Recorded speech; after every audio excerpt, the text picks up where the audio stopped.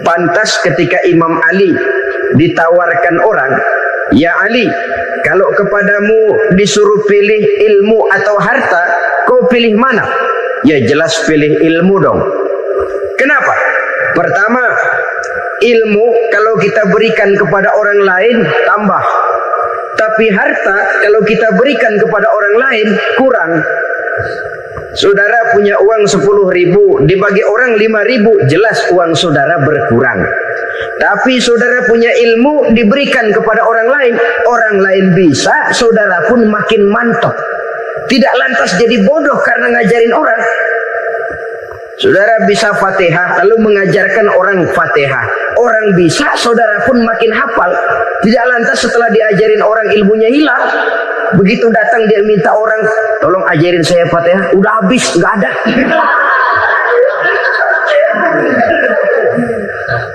Yang kedua kata Imam Ali, ilmu menjaga kita. Kalau harta kita yang harus jaga. Makin banyak ilmu, makin terpelihara diri seharusnya. Tetapi makin banyak harta, makin bingung kita jaganya. Sampai kadang-kadang kalau perlu seluruh keliling rumah dipasangi alarm. Belum cukup disewakan anjing besar-besar, pasang di depan pintu, awas anjing galak. Masih belum cukup juga, cari centeng tukang-tukang kepruk jaga rumah. Masih terasa belum aman, padahal rumahnya dikelilingi tembok besar. Di balik tembok ada pintu-pintunya tebal. Di balik pintu itu terbuka masuk kamar, kamar pun ada pintunya, pintunya pun kuat. Masuk ke dalam kamar ada lemari, lemarinya pun pintunya kuat, dikunci, kuncinya pun kuat. Tapi terhadap seluruhnya yang timbul cuma sekedar was-was saja. Kesimpulannya sekali lagi, tanpa harta orang memang sulit untuk bahagia.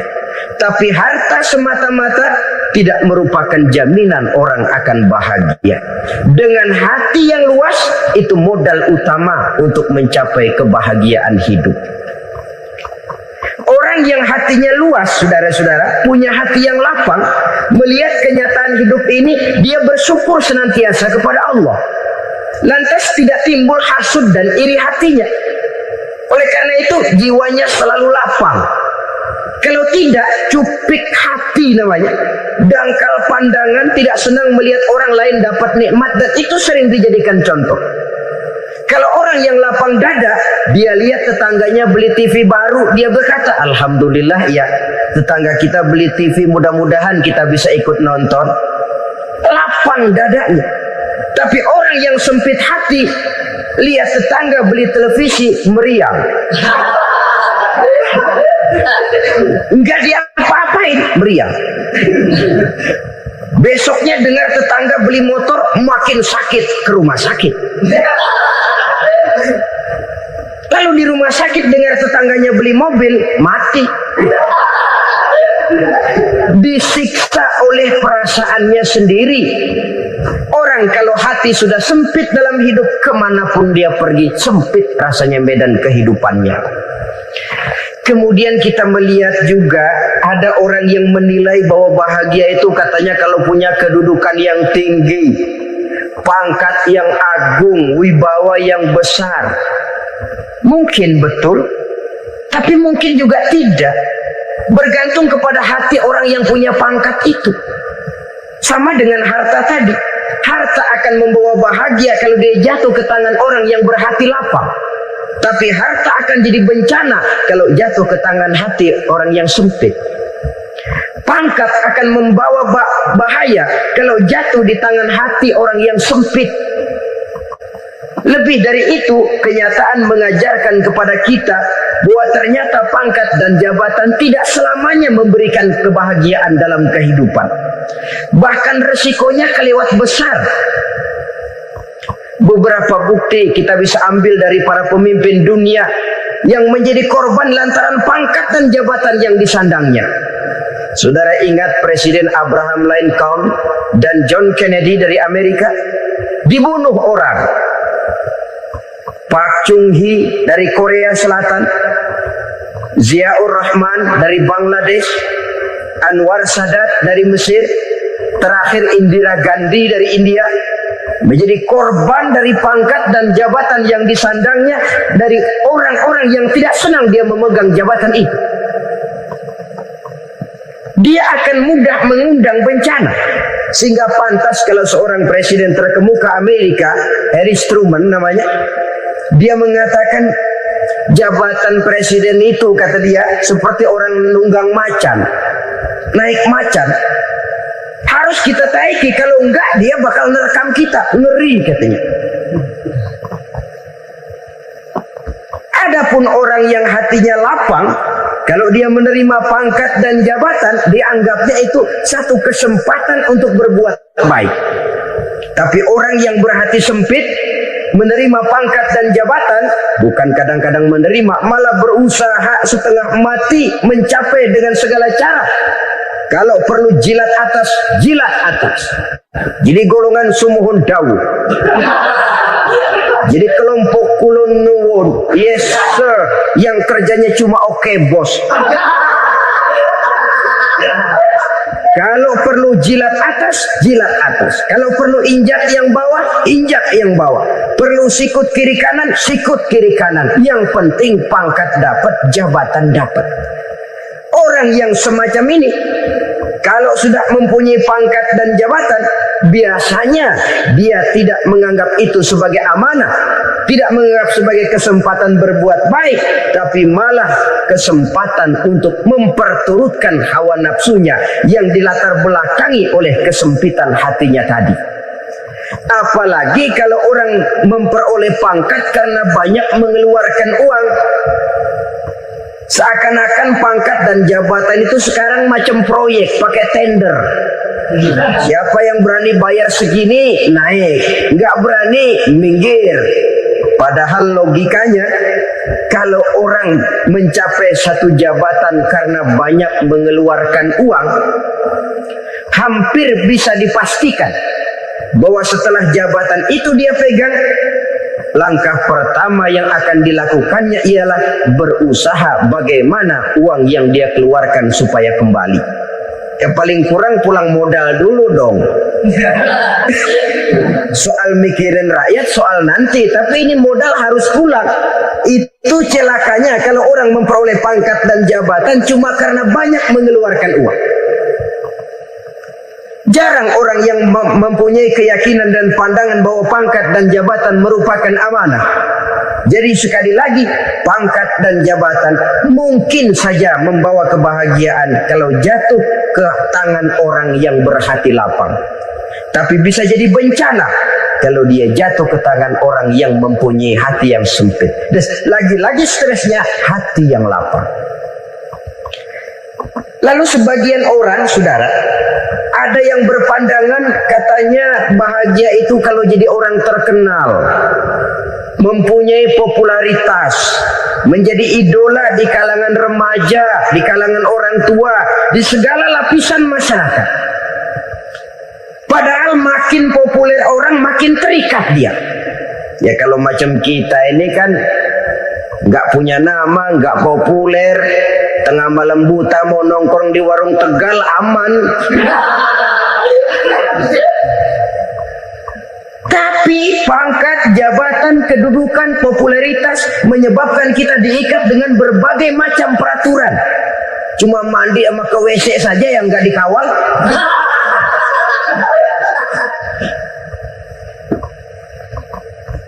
Benarkah popularitas, ketenaran membawa kebahagiaan? Mungkin, ya, tapi mungkin juga tidak. Kenapa? Banyak orang-orang populer yang mengakhiri hidupnya secara tragis. Kita ambil beberapa nama. Di Amerika tahun 60-an ada bintang seksi paling terkenal yang dijuluki sex bomb, bom seksi. Sampai sekarang jadi legenda, namanya Marilyn Monroe. Singkatan dobelnya itu inisialnya MM, Marilyn Monroe. Terkenal, top, sampai dia mati tahun 62. Namanya sekarang masih saja dibicarakan orang. Kenapa dia bunuh diri? Tidak punya hartakah dia? Banyak. Kurang populerkah dia? Seluruh dunia mengenalnya. Sejak rakyat kecil sampai pejabat tinggi dia punya hubungan. Kenapa? Jenuh. Dia terlahir dalam keadaan yatim. Setelah itu tidak lama dia berangkat remaja, ibunya meninggal. Pindah dari wanita asuh ke wanita asuh sampai 12 orang ibu angkatnya. Dan kekecewaan yang paling parah, setiap laki-laki yang dekat dengannya hanya seperti kapal berlabuh. Datang dan pergi silih berganti. Padahal dia merindukan seseorang yang bisa melindungi hidupnya. Dia rindukan itu dan dia tidak pernah menemukan. Itu yang akhirnya menyebabkan dia minum pil tidur kelewat dosis. Minum obat tidur kebanyakan. Ya tidur terus sampai sekarang.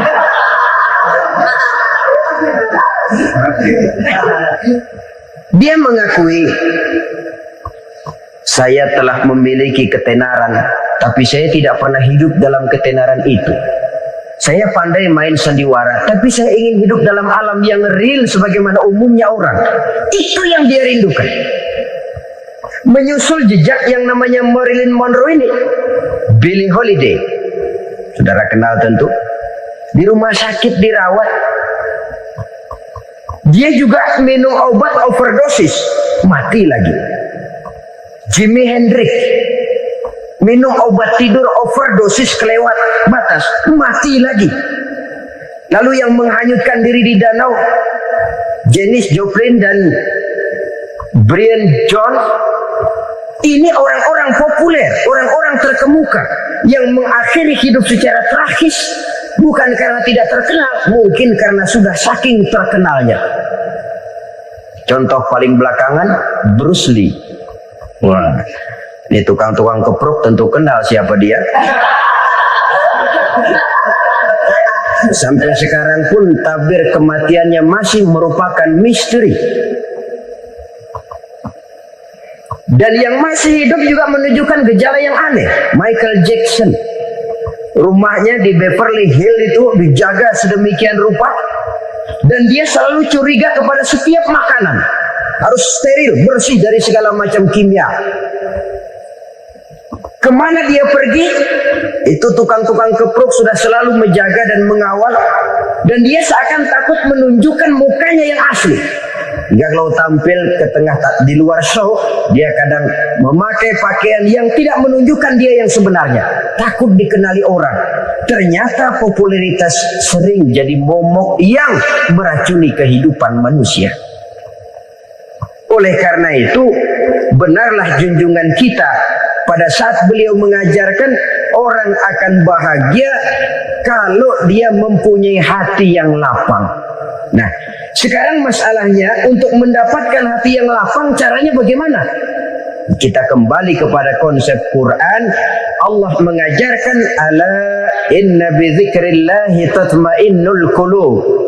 Ketahuilah bahwa dengan banyak mengingat Allah, hati akan tenang, jiwa akan lapang.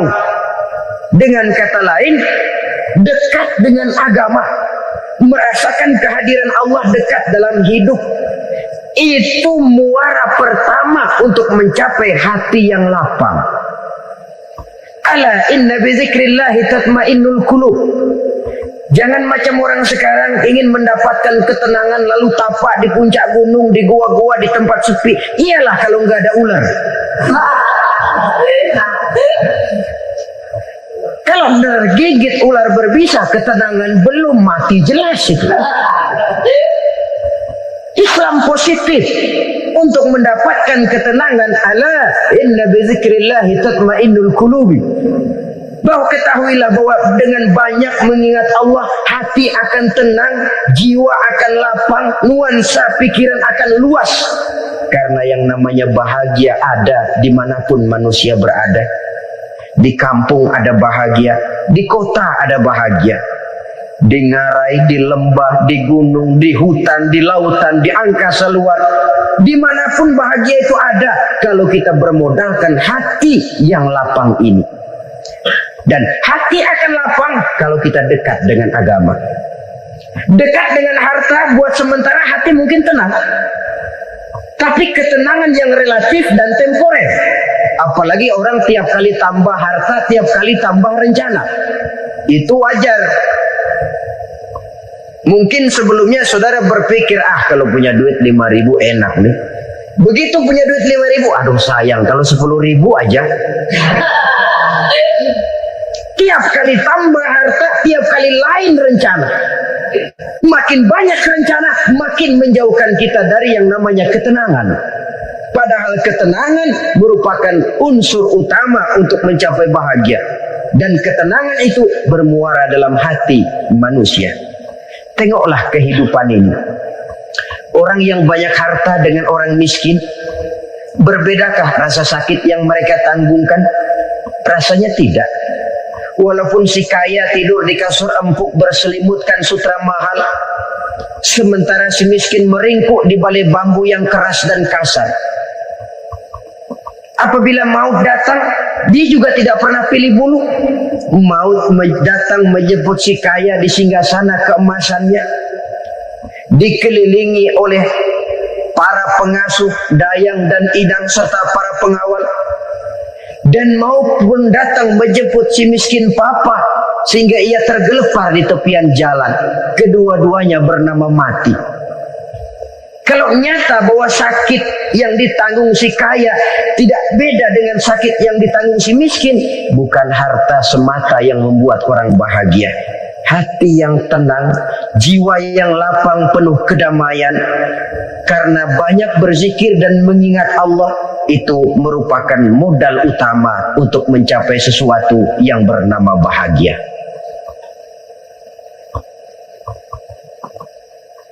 Saudara hadirin yang saya hormati, inilah yang pertama dari 4 ciri yang digambarkan oleh Nabi tentang tanda-tanda orang bahagia.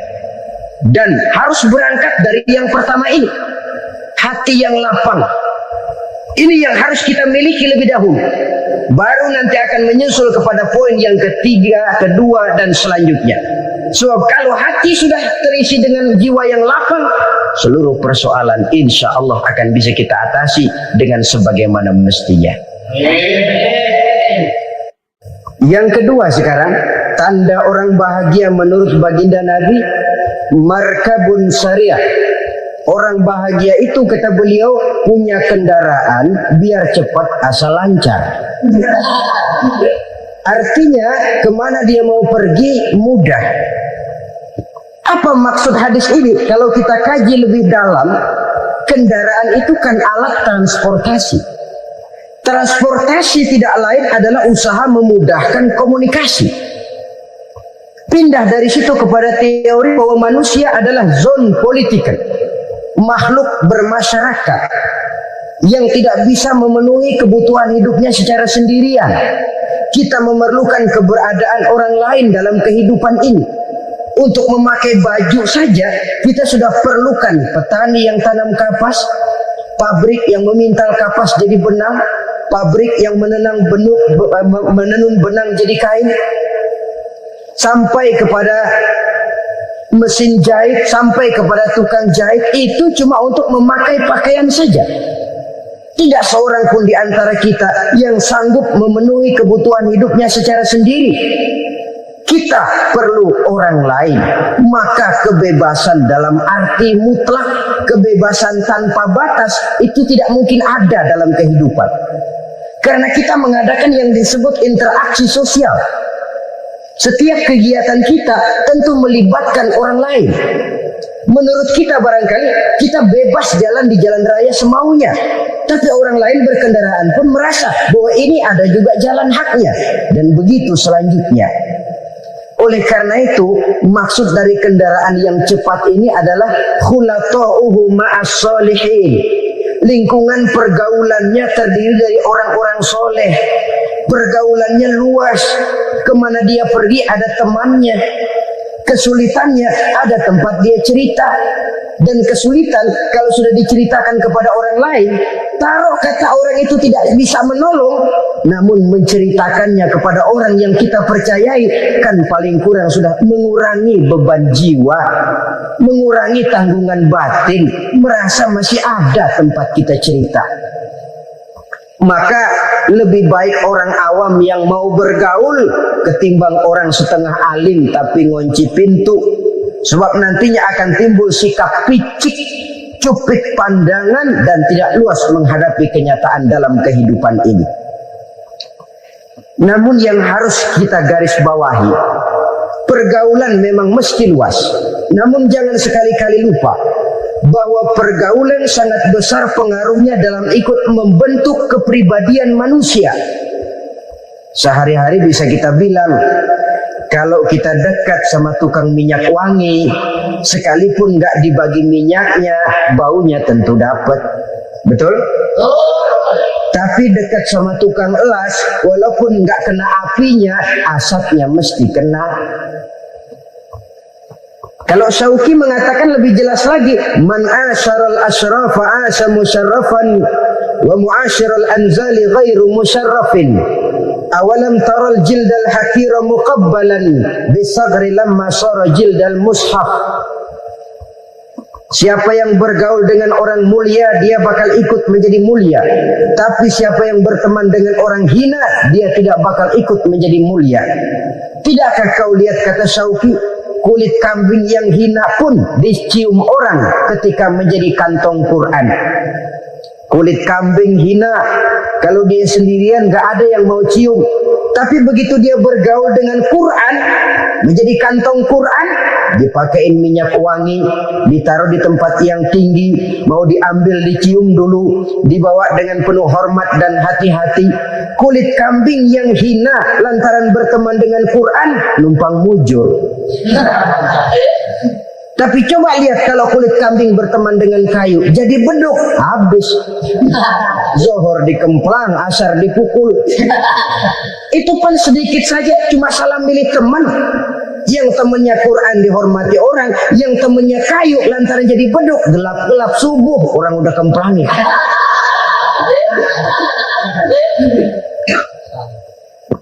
Maka terutama kepada adik-adik remaja yang masih mencari identitas diri, yang ibarat kaset masih kaset kosong, mudah diisi oleh apapun, pandai-pandailah memilih teman dalam bergaul.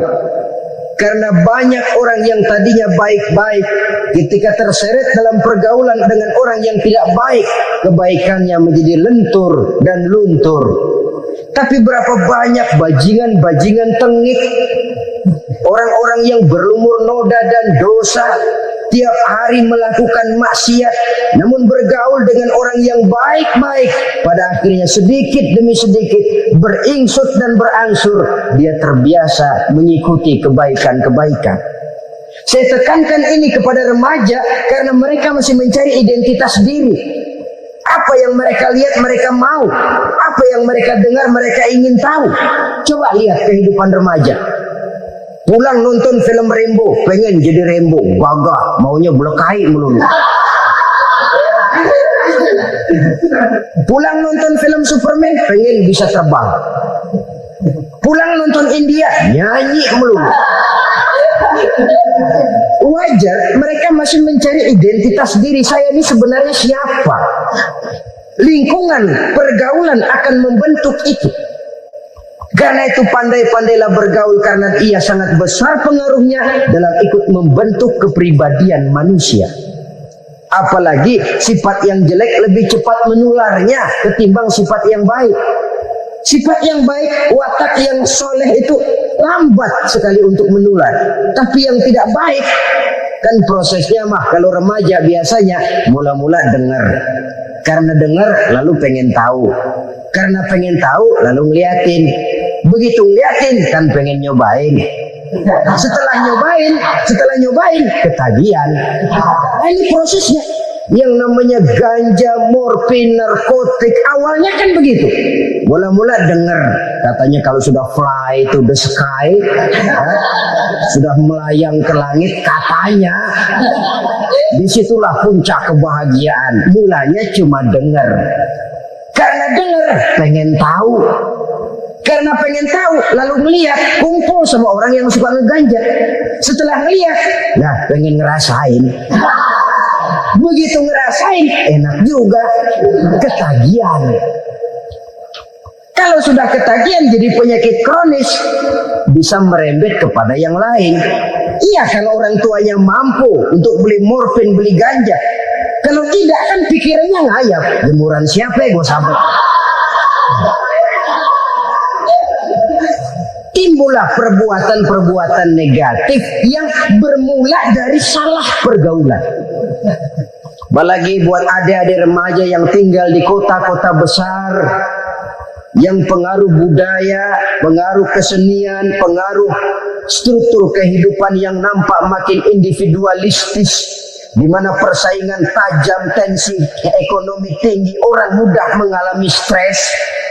Pandai-pandailah dalam bergaul, sekali lagi, karena ia sangat besar pengaruhnya dalam ikut membentuk kepribadian manusia. Orang bahagia punya kendaraan yang cepat, artinya punya pergaulan yang luas, dan lingkungan pergaulannya terdiri dari orang-orang yang soleh. Kemana dia pergi, ada teman. Kesulitannya, ada tempat dia cerita. Tapi kalau sudah menyendiri, hidup sendiri, kesulitan dipikiri sendiri, bisa mati belum waktunya. Tidak ada tempat berbagi rasa, tidak ada tempat bercerita, tidak ada tempat mengurangi beban dalam kehidupan. Pantas betul kalau Islam sangat menggalakkan dan menganjurkan orang kalau sudah sampai waktunya itu untuk melangsungkan nikah. Kata Nabi, ya ma'syarus syabab man istata'a minkumul ba'at falyatazawwaj. Hai para pemuda, kalau sudah mampu memberi nafkah, kawinlah, nikahlah kamu. Kenapa? Sudah ada teman hidup, tempat berbagi rasa. Kesulitan kalau ada tempat cerita akan lebih ringan ketimbang kita telan sendiri, walaupun bobot kesulitannya sama beratnya. Saudara-saudara kaum muslimin rahimakumullah, inilah ciri yang kedua, punya kendaraan biar cepat asal lancar. Kemana kita mau pergi gampang. Dengan kata lain, setelah hati yang luas, pergaulan yang luas. Dua. Yang ketiga sekarang, tanda orang bahagia itu menurut Nabi, misbahun mudhi'un, punya lampu yang terang. Oh, itu enggak problem. Sekarang sudah zamannya listrik masuk desa, Pak. Lampu sudah terang semua. Betul, kalau itu yang dimaksud. Tapi tidak cuma itu. Karena lampu yang dimaksud di sini, lampu yang akan menerangi seluruh perjalanan hidup. Dan perjalanan hidup itu sudah dimulai sejak kita terlahir ke alam ini, sampai masuk ke alam barzah, kumpul di padang mahsyar, sampai ke akhirat. Lampu yang menerangi itu yang diperlukan. Kalau lampu, katakanlah yang paling top sekarang kan lampu jenis Mercury. Taruhlah itu di rumah kita, dia cuma menerangi rumah kita. Menerangi hati pun tidak sanggup. Bila kita masuk ke alam barzah, alam kubur, sanggupkah si Mercury yang begitu terang menerangi alam barzah kita? Tidak sanggup lagi. Sanggupkah lampu yang ratusan watt, bahkan puluhan ribu watt menerangi kehidupan di padang mahsyar? Tidak akan sanggup lagi. Kalau demikian, yang dimaksud lampu yang terang di sini apa? Tidak lain amal soleh, kebajikan yang kita lakukan dalam hidup. Itu yang akan jadi lampu penerang. Di dunia nama kita akan terang. Jasad kita boleh hancur terkubur tanah, tapi nama kita akan dikenang orang. Begitulah kalau orang meninggalkan kebajikan dalam hidup seperti sekarang. Ribuan orang tiap saat berziarah ke kubur Imam Syafi'i, ke kubur Imam Malik, ke kubur Imam Ghazali, kubur orang yang baik-baik, orang yang soleh-soleh. Kebajikannya yang ditinggalkan, yang mengukir namanya dengan tinta emas. Sehingga saudara sudah terbaring di alam kubur, orang lewat, Allah, ini kuburannya Fulan bin Fulan, dulu ini kebaikannya Masya Allah, saya ikut merasakan. Mari kita mampir sebentar, kita Fatihah. Mohon disampaikan Allah pahalanya kepada almarhum. Al-Fatihah. Itu kalau orang baik-baik. Lalu saudara tanya, Pak, orang mati dikirimin Fatihah apa nyampe pahalanya? Saya jawab, kalau saudara nggak percaya, mati dulu dah. Nanti saya Fatihain, tungguin di sana. Umpama nggak sampai, balik lagi kemari. Sekarang ini kan maunya otak-otakan saja. Kalau nggak masuk otak nggak percaya. Padahal alam gaib itu nggak bisa diotak-otakin. Sama saja dengan saudara pernah dengar cerita kapal Tampu Mas tenggelam kan? Pernah nggak? Di mana? Nah, di laut Masalembo. Begitu ke Tampu Mas tenggelam, ratusan penumpang itu terjun ke laut, dipermainkan gelombang, berjuang menghadapi maut itu. Orang lagi timbul tenggelam di lautan, dihantam ombak, kita tengokin pakai helikopter. Pak, lagi timbul tenggelam ya? Iya, tolongin. Jangan khawatir Pak nih, saya kirim intan Pak, harganya 10 juta. Kira-kira orang yang timbul tenggelam di laut seneng nggak? Kan mahal toh intan 10 juta. Kenapa dia nggak senang? Karena intan 10 juta dalam kondisi seperti itu tidak sanggup menyelamatkan dia. Dia akan girang kalau dikirimin ban mobil bekas, dikirimin papan terentang atau bambu. Intan yang 10 juta dia nggak girang. Ban mobil bekas yang 1000 perak, tuh pegang, itu yang dia girang betul. Inilah sebabnya Nabi berkata, mal mayyitu fi qabrihi illa kal ghariqil mutaghawwis. Orang yang meninggal di alam kuburnya seperti orang timbul tenggelam di lautan. Yantaziru da'watan min ahli, menunggu doa dari keluarganya yang masih hidup. Duh, bapak saya sudah meninggal, saya sayang benar sama dia. Kirimin kulkas ke kuburannya. Itu sama saja dengan tadi orang tenggelam di lautan dikirimi intan yang harganya 10 juta, tidak sampai. Begitulah kalau kebajikan yang kita tinggalkan dalam hidup, sudah mati pun kubur kita masih diziarahi orang. Tapi kalau jahat yang kita tinggalkan, boro-boro lah orang mau doa lewat dekat kuburan kita juga seram. Tuh bajingan no, dulu mati dipendem di situ tuh. Jangan lewat situ, ntar kesurupan, jangan. Lewat saja orang ngeri. Konon lagi membacakan Fatihah dan mengirimkan doa. Hidup pada hakikatnya adalah kesempatan untuk berbuat baik. Maka sekali kesempatan itu diberikan, manfaatkan dengan sebaiknya. Sebab kesempatan kedua tidak akan pernah ada. Kesempatan berbuat baik di sini, di akhirat sudah pembalasan namanya. Sekali kesempatan itu dicabut, dia tidak akan pernah dikembalikan lagi. Kata Iqbal, hidup tidak mundur ke belakang, Bung. Berhenti diinjak orang, mundur hancur. Tidak ada kata mundur dalam hidup ini. Berhenti diinjak orang, mundur kecebur. Tidak ada kata lain, harus maju dalam kehidupan dalam artian yang positif. Hidup adalah kesempatan untuk mengumpulkan kebajikan yang sebanyak-banyaknya. Di situ nilai daripada manusia. Sekarang ini memang nggak kelihatan kok, orang yang banyak pahala sama yang banyak dosa nggak kelihatan kok. Barangkali kalau habis bikin dosa palanya pada benjol, mungkin orang takut sama dosa. Tapi sekarang sama saja, orang yang banyak dosa dengan yang nggak banyak dosa jalan bareng dari belakang, sama, nggak kelihatan beda. Tapi ada waktunya di mana pahala memegang peranan, di mana dosa diperlihatkan. Sama saja kalau kita bawa mobil siang, lampu kan nggak begitu berfungsi. Apa lalu bilang, alah ini lampu berat-beratin, copot-copotin aja dah. Tidak perlu begitu. Kenapa? Pada suatu saat malam senja akan datang. Bila matahari terbenam, senja pun datang, gelap mulai merayap, disitulah baru terasa perlunya lampu. Pahala begitu. Sekarang orang yang nggak ada pahalanya nggak kelihatan dalam kehidupan. Tapi pada suatu saat senja kehidupan akan datang. Ajal merenggut nyawa, malam merayap, dan hidup mulai diliputi kegelapan di alam barzakh. Dikala itu kalau nggak punya lampu, alangkah malangnya kita. Sebab amal yang baik, kata Nabi, di alam barzakh itu akan diciptakan menjadi perempuan yang cantik menemani kita. Amal yang jahat akan menjadi orang yang paling jelek nemenin kita. Sudah di tempat gelap yang nemenin jelek. Kaum muslimin rahimakumullah, simpanan surga ada 4 macam. Yang pertama, ikhfa'us shadaqah, menyembunyikan sedekah.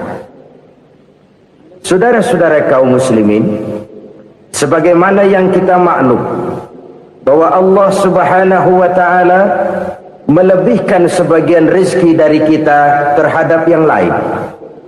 Ada yang kaya, ada yang setengah kaya, ada yang miskin, ada yang setengah miskin, dan selanjutnya. Ada yang gajinya kecil tapi penghasilannya gede. Ada yang penghasilannya gede tapi nggak punya gaji. Ada juga yang memang gajinya gede dan penghasilannya gede. Kelebihan rezeki merupakan sunnatullah dan tidak harus membuat kita merasa lebih dari yang lain. Bahkan sebaliknya, kelebihan itu harus membuat kita ringan tangan untuk menolong mereka yang memang memerlukan pertolongan. Kalau saudara diberikan ilmu, maka pertanyaan akhirat cuma satu: ilmumu kau amalkan untuk apa? Kalau saudara diberikan umur yang panjang, pengadilan akhirat juga bertanya satu: umurmu kau habiskan di mana? Tapi kalau saudara diberikan harta, pengadilan akhirat akan bertanya 2: hartamu kau dapat dari mana? Kau belanjakan kemana? Dari mananya ditanya, dan kemananya juga ditanya. Oleh karena kita akan dimintakan pertanggungan jawab, maka amanah yang bernama harta ini harus kita gunakan dengan sebaik-baiknya. Ada penggunaan yang merupakan kewajiban, itu zakat namanya. Ada penggunaan yang sewaktu-waktu, itu infak namanya. Ada yang lebih sewaktu-waktu lagi, dan itu sedekah namanya. Zakat dia terikat oleh haul dan nisab, oleh putaran batas waktu dan ukuran dari harta itu sendiri. Sedangkan infak terikat oleh situasi dan kondisi perekonomian seseorang. Sedangkan sedekah tidak terikat dengan apapun. Dalam kondisi seperti apapun kita bisa melakukan sedekah dengan yang terkecil sekalipun. Sampai-sampai Rasulullah sallallahu alaihi wasallam mengajarkan, la tahqiranna minal ma'rufi syai'an walau an talqa akhaka biwajhin talik. Atau ada hadis, tabassumuka fi wajhi akhika laka shadaqah. Senyumanmu kepada temanmu adalah sedekah. Jadi untuk melakukan sedekah tidak harus dalam berbentuk uang. Dengan ilmu kita bisa sedekah, dengan tenaga kita bisa bersedekah, dengan pikiran kita bisa bersedekah, bahkan senyum kepada teman itu pun sedekah. Jadi kalau sedekah dengan uang memang belum punya uang, nyengir aja banyakin. Itu asal pada tempatnya, jangan lalu ketemu tiang listrik cengengesan. Tentu tidak pada tempatnya dan tidak wajar. Nah, sedekah yang paling dicintai Allah adalah sedekah yang disembunyikan. Artinya jauh dari sifat riya. Kan kadang-kadang ada orang sedekah itu disebutkan namanya, apa tidak bagus? Kalau memang niatnya ikhlas, ya bagus-bagus saja. Untuk memberikan sugesti kepada yang lain. Si Fulan bin Fulan nyumbang sekian, diumumkan.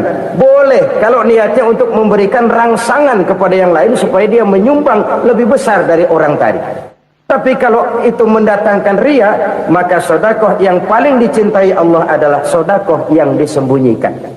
Tangan kiri saja tidak tahu apa yang diberikan oleh tangan kanan. Sedekah yang dilakukan dengan ikhlas akan merupakan perbendaharaan surga, tersembunyi dari pandangan orang lain, tidak seorang pun tahu. Karena memang sikap yang baik adalah melupakan kebaikan dan mengingat kesalahan. Itu salah satu ciri orang bahagia. Orang yang selalu mengingat kesalahannya dan berusaha melupakan segala kebaikannya.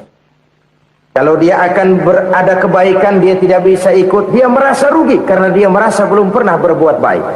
Tapi kalau akan melakukan kesalahan baru, dia ingat kesalahan yang sudah-sudah, sehingga terhalang baginya untuk melakukan satu kesalahan baru. Demikianlah saudara-saudara, bahwa Allah melebihkan rizki sebagian kita dari yang lain agar terjadi tolong menolong dalam kehidupan ini. Jadi kesenjangan yang nature, kesenjangan yang alami, itu sunnatullah. Ada yang kaya, ada yang miskin, ada yang kelas menengah. Nah, kenapa lalu sekarang kita berusaha mengentaskan kemiskinan? Oleh karena adanya kesenjangan struktural. Kalau yang kaya bisa semakin kaya, kenapa yang miskin tidak bisa naik jadi ikut sedikit kaya? Sebab pada dasarnya Islam adalah agama yang sejak turunnya sudah berupaya memerangi kemiskinan. Bahkan dikatakan kemiskinan itu mendekatkan kepada kekufuran. Orang kalau miskin udah dekat banget sama kafir. Gampang menjadi kafir. Berapa banyak saudara-saudara kita yang oleh karena soal perut, oleh karena soal materi, terpaksa meninggalkan dan menanggalkan akidahnya, menjual petunjuk yang diberikan Allah dengan hak kesenangan dunia yang cuma sebentar ini. Na'udzubillah, thumma na'udzubillah. Jadi makin kita sembunyikan satu sedekah, semakin banyak perbendaharaan kita di surga. Sedekah yang paling dicintai Allah adalah sedekah yang disembunyikan. Malahan ada seorang sufi, dia punya kebiasaan kalau pergi sholat Jumat dia bawa uang, itu uang dia taruh di bawah tikar masjid. Dia niat sedekah kepada siapa saja yang nemuin itu duit. Maksudnya apa? Supaya yang nemuin nggak tahu siapa yang punya duit. Demikian dia saking ingin menyembunyikan sedekahnya.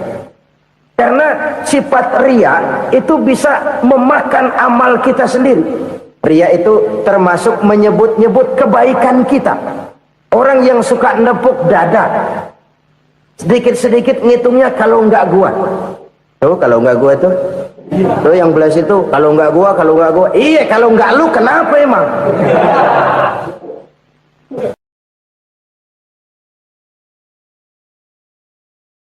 Tolong menolong dalam kehidupan ini.